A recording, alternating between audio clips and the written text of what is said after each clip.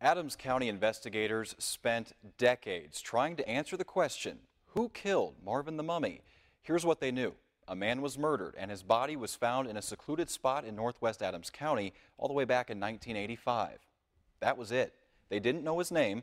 They didn't know who killed him. They had no answers. But there's one thing you'll learn from criminal investigators. Until it's solved, a case is never closed.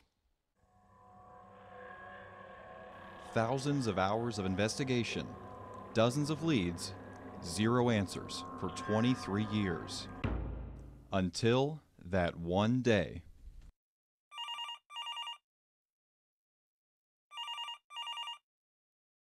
I was sitting at my desk here minding my own business, and I get a phone call from Sheriff's Department investigators in Mississippi. They were calling about a man they had in custody on a forgery charge, but as it turns out, this man liked to talk. He started running his mouth for one reason or another. The man gave details of the murder, including a description of the signature clue.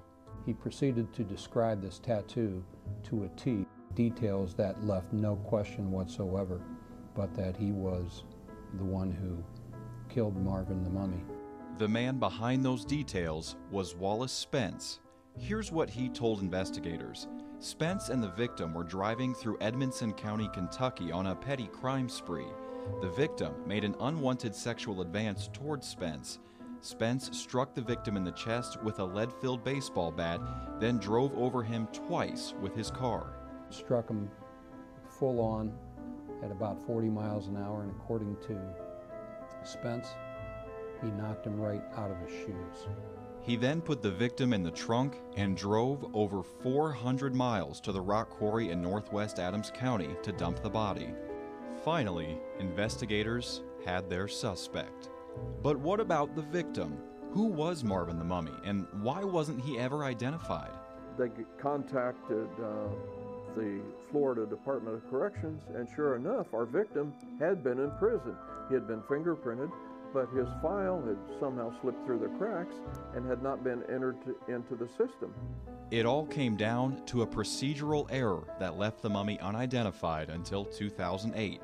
23 years after the discovery, investigators learned the name of the man in the quarry, Thomas Brannon, a man who had done time with Wallace Spence in Florida. Neither had any connection to the Quincy area, and there was really no way we could have ever solved the case without him confessing. Closure was huge, particularly for law enforcement here in Adams County. I can speak for, because they worked so hard on it. It makes me feel good because I did my job.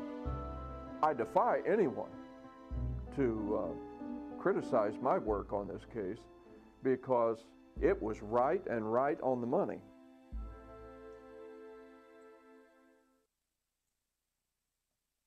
So, why even bring this up 6 years after the case was closed? Because it's about to get the spotlight from a national TV network. A crew from the Investigation Discovery, or ID Network, was in town recently to cover the story. They spoke to the same people you heard from here tonight, and it's all going to be featured on a new show called Murder Book. Now, an entire episode will be dedicated to Marvin the Mummy, and we haven't been told an exact air date yet, but it is in production right now and will air sometime early next year.